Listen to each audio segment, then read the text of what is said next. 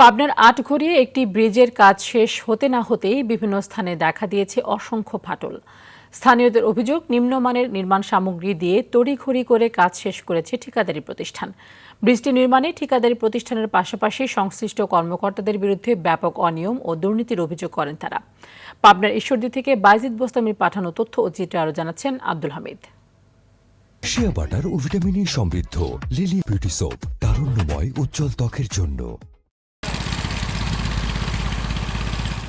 পাবনার আটঘরিয়া উপজেলার চান্দাই এলাকায় কৃষি উপকরণ এবং স্থানীয়দের যাতায়াতের সুবিধার্থে খালের উপর ৩৮ লাখ টাকা ব্যয়ে ১১ মিটার দৈর্ঘ্যের এই ব্রিজটি নির্মাণ করে এআরসি ইঞ্জিনিয়ারিং অ্যান্ড কনস্ট্রাকশন নামের ঠিকাদারি প্রতিষ্ঠান।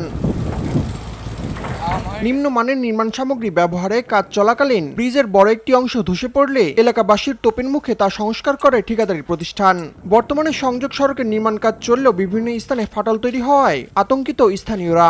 কাজ ভালো হয় নাই, লেগেনি ধরে নাই, ফাটিয়ে যাচ্ছে, ওই পাহা ভাঙি যাচ্ছে। ব্রিজটা প্রথমে তেনি ঝড় নাই, বৃষ্টি নাই, পাহা একবার ভেঙে গেল। আবার এখন এদের ৩-৪ জায়গায় ফাটা।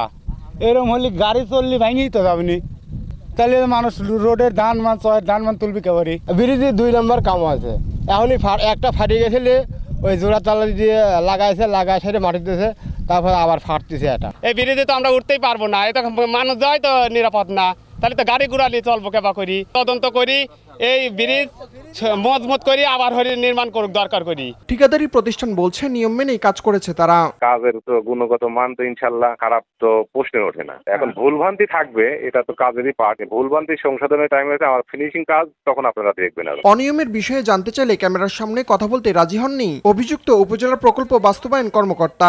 এইখানে আমার বক্তব্য দেওয়ার কিছু না, অভিযোগ যারা করছে তাদের বক্তব্য নিয়ে আপনি ওইভাবে করে দেন। এই মুহূর্তে কি অভিযোগ করতে সেটা আমার জানা নাই, না আমি কথা বলতে চাচ্ছিলাম না। তদন্ত করে দোষীদের শাস্তির আওতায় আনার পাশাপাশি টেকসই ব্রিজ নির্মাণের দাবি জানিয়েছে আটঘরিয়াবাসী।